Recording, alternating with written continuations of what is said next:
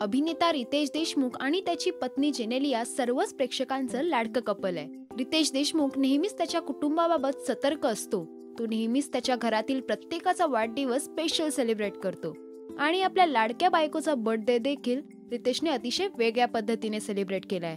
5 ऑगस्टला जेनेलियाचा बर्थडे असतो आणि ह्या बर्थडेला रितेशने स्वतःच्या हाताने जेनेलियासाठी कॅरेमल चीज केक बनवून तिला सरप्राईज दिलंय.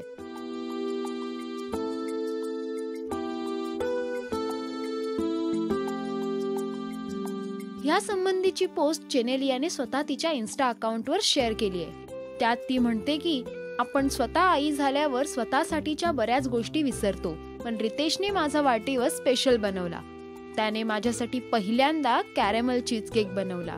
मी इतकी वर्ष रितेशला ओळखते, पण त्याने कधी बेकिंग किंवा कुकिंग करायचा प्रयत्न केला नाहीये.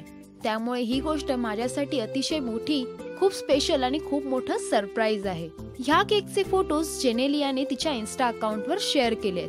त्यापैकी एका फोटोमध्ये केक सोबत एक डिश दिसत आहे, ज्यावर हॅपी बर्थडे जेनेलिया असं चॉकलेट क्रीमने लिहिलंय.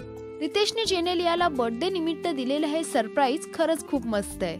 रितेश आणि जेनेलिया नेहमीच त्यांच्या फॅमिली बाबत इन्स्टावर सतत काही ना काही पोस्ट करत असतात. ह्यातूनच त्यांचं त्यांच्या फॅमिली विषयीचं प्रेम दिसून येतं.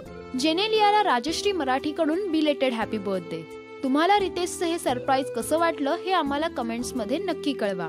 मराठी सिनेसृष्टीतील अपडेट्स आणि गॉसिपसाठी पहा आणि सबस्क्राईब करा राजश्री मराठी.